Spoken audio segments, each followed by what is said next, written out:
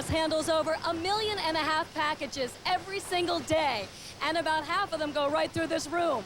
Then they're on their way to one of 180 different countries. We are at the hub of FedEx here in Memphis.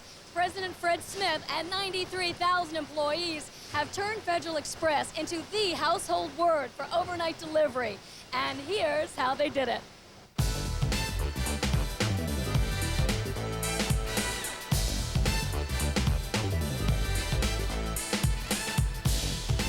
The original idea for Federal Express came from my observing during college the growing electronic industry. That industry needed a very different way to deliver its parts and supplies, because when the computer that you're using goes down, you're out of business. As an economics student at Yale, Smith wrote a paper about his idea. To launch FedEx, he tried something that had never been done before. In 1973, he purchased 23 airplanes, his own airline, and leased a small fleet of trucks. The passengers, packages. But when planes and trucks are hauling tons of freight all over the world, one little package can easily slip through the cracks. What we had to do is to come up with a way to handle each and every one of the items we carried as if we were physically putting it under our arm and carrying it to the destination. How? Tracking. When a courier picks up your package, he labels it with a barcode. Each package's origin, weight, and destination are encoded in the bars, which are scanned and fed via radio to a master computer.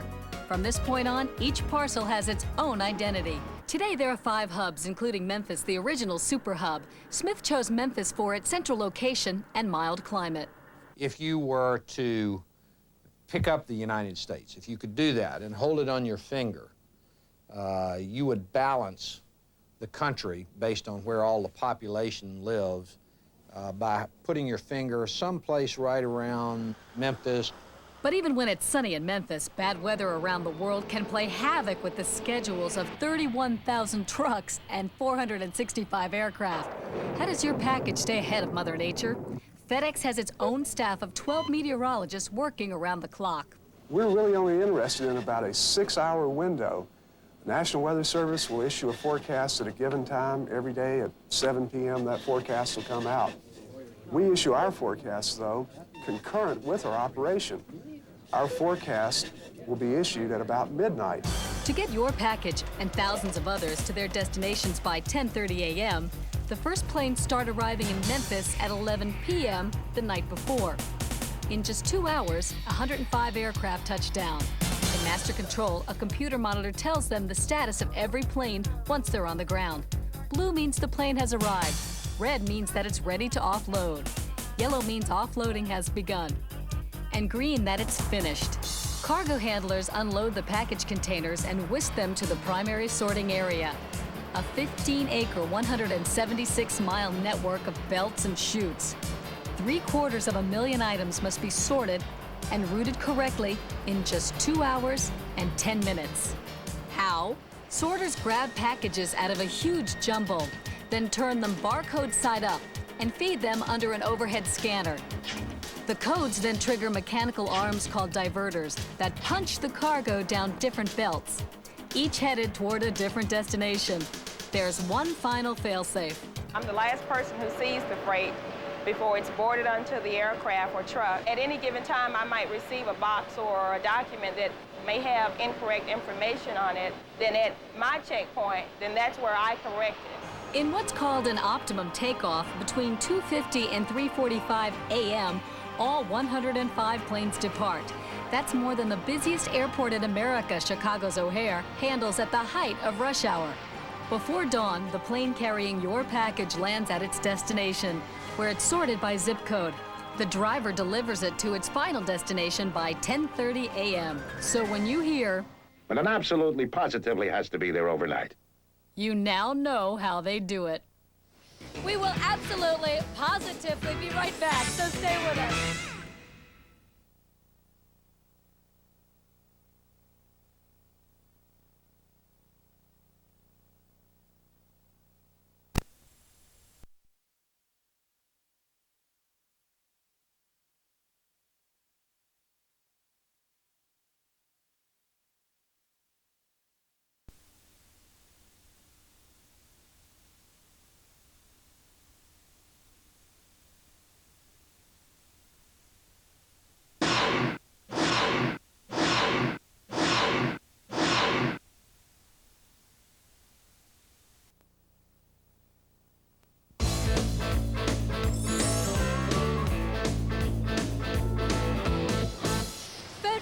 Express handles over 1.5 million packages every single day, and about half of them go right through this room.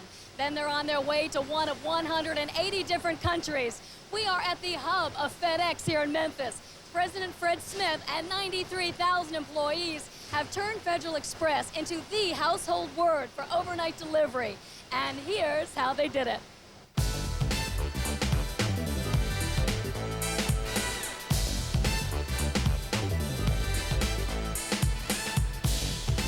The original idea for Federal Express came from my observing during college the growing electronic industry. That industry needed a very different way to deliver its parts and supplies, because when the computer that you're using goes down, you're out of business. As an economics student at Yale, Smith wrote a paper about his idea. To launch FedEx, he tried something that had never been done before.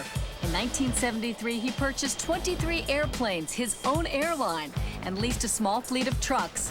The passengers, packages. But when planes and trucks are hauling tons of freight all over the world, one little package can easily slip through the cracks. What we had to do is to come up with a way to handle each and every one of the items we carried as if we were physically putting it under our arm and carrying it to the destination. How? Tracking. When a courier picks up your package, he labels it with a barcode. Each package's origin, weight, and destination are encoded in the bars, which are scanned and fed via radio to a master computer. From this point on, each parcel has its own identity.